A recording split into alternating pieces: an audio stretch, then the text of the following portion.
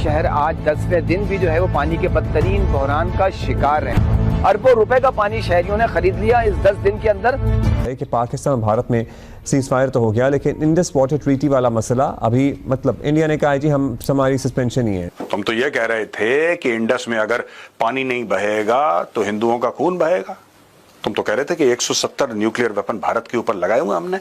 कराची में महंगा पानी बेचने वाले हाइड्रेंट और टैंकर ऑपरेटर के खिलाफ तहकीकात शुरू कर दी गई। हम तैयार हैं।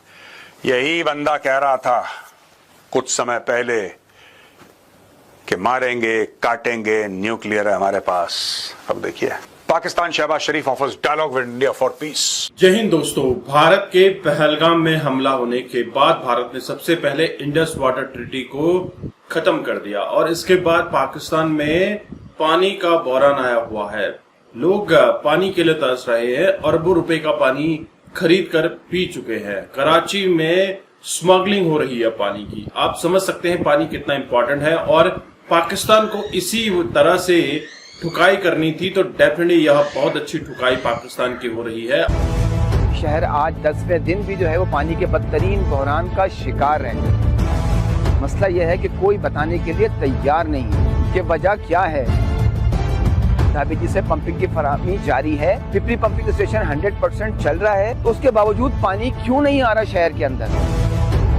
अरबों रुपए का पानी शहरियों ने खरीद लिया इस 10 दिन के अंदर। समाज जारी किए गए हैं, इंक्वायरी कंडक्ट कर दी गई है इन इत्तलात के बाद, जिसमें कहा गया था कि वाटर टैंकर्स और जो हाइड्रेंट हैं उनकी जानिब से महंगे दामों में जो कीमतें मुकर्रर की गई हैं उससे ज्यादा कीमतों पर वाटर टैंकर्स फरोख्त किए जा रहे हैं। Pakistan has appealed to India now to reconsider the decision on Indus water treaty. पहले धमकी दी गई कि अगर पानी नहीं बहेगा तो खून बहेगा, वॉर होगा, इस तरह की बड़ी बड़ी बातें कहने के बाद अब पता चल रहा है कि पाकिस्तान इंडस वाटर ट्रीटी को लेकर भारत से बातचीत करना चाहता है। कोई पत्र लिखा गया है कि पानी छोड़ो। जी देखिए, उसकी छटपटाहट जो है वो साफ तौर पे दिख रही है, किस तरह से वो परेशान हो रहा है। 20 घंटे हम इंतजार करते रहे वाटर कॉरपोरेशन की यकीन दहानी का, वादों का। जो जो उन्होंने वादे किए थे वो तमाम के जो है वो कोई भी वादा वफा नहीं हो सका। शहर आज 10वें दिन भी जो है वो पानी के बदतरीन बहरान का शिकार है और इसी वजह से जो है हमने 24 घंटे कबल जो है वो एक रिपोर्ट नहीं बनाई कि हमें यकीन दहानी कराई गई थी कि शहर में पानी की फरहमी मामूल पर आ जाएगी।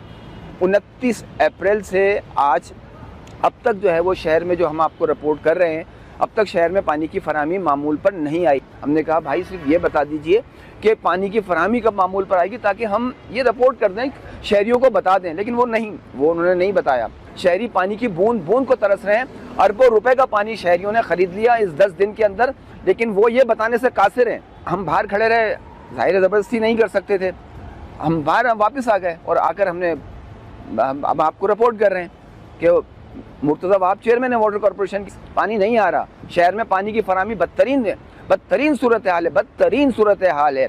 अब इत्तलात ये हैं, अब तस्दीक कोई करेगा। जफर पली जो है जिन्होंने रिहायशी इलाकों का पानी कट करके कहाँ दे रहे हैं कुछ नहीं पता, ये मैं पहले भी बता। जल शक्ति मंत्रालय पहले से ही प्रधानमंत्री मोदी के निर्देश पर short term, mid term and long term काम कर रहा है। रावी, व्यास और सतलज नदी जो जिसके अधिकार भारत के पास है, उसमें किस तरह से उनके पानी का लॉन्ग टर्म इस्तेमाल हो, उसके लिए उनको किस तरह से मोड़ा जाए, उस पर काम शुरू हो गया है। पाकिस्तान की किसी भी तरह की गुहार को रिजेक्ट करते हुए प्रधानमंत्री भारत ने साफ कहा है कि आतंकवाद के साथ किसी भी तरह का कोई समझौता नहीं होगा और खून भी बहाओगे और साथ में पानी भी चले होगा, ऐसा हो ही नहीं सकता। पाकिस्तान भारत में सीज फायर तो हो गया, लेकिन इंडस वाटर ट्रीटी वाला मसला अभी मतलब इंडिया ने कहा है जी हम हमारी सस्पेंशन ही है इसकी। भारत बदस्तूर पानी रोकने वाली पोजीशन में है, नहीं है, रोक सकता है। पाकिस्तान के लिए कितनी खतरे की बात हो सकती है। हम तैयार हैं। यही बंदा कह रहा था कुछ समय पहले कि मारेंगे काटेंगे, न्यूक्लियर है हमारे पास। अब देखिए Pakistan Shehbaz Sharif offers dialogue with India for peace. क्यों? तुम तो कह रहे थे लकड़ियां कम पड़ जाएंगी। तुम तो ये कह रहे थे कि इंडस में अगर पानी नहीं बहेगा तो हिंदुओं का खून बहेगा। तुम तो कह रहे थे कि 170 न्यूक्लियर वेपन भारत के ऊपर लगाए हुए हमने। अब ये अमन की बात क्यों? अब ये देखना पाकिस्तानी कौम अपने आप को जस्टिफाई पता कैसे करेगी?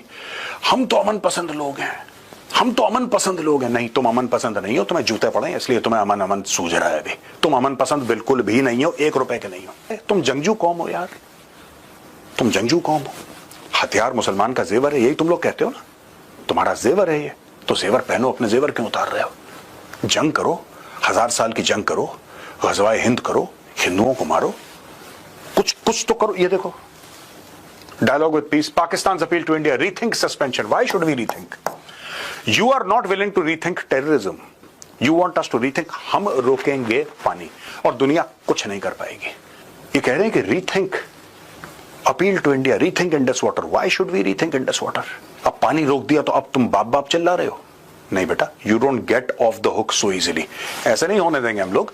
तुम टेररिज्म करते हो, तुमने कभी माना इलीगल है? तुम तो कहते हो ईमान तकवा जिहाद फी सबीलिल्लाह, तुम्हें तो खुशी होती है जिहाद की। तो अब तुम्हारी चूड़ियां टाइट कर रहे हैं, तुम्हें बुरा लग रहा है। यहां पे देखिए, equivalent to an attack on the people of Pakistan and its economy, so be it. I want to ask the people of Pakistan, मैं पाकिस्तानियों से पूछना चाहता हूं कि तुम क्या करोगे ये बताओ। कुछ करो, जाके इंटरनेशनल कोर्ट ऑफ जस्टिस में जाके गुहार लगाओ, क्रिमिनल कोर्ट में जाके केस करो भारत के ऊपर, कुछ तो करो।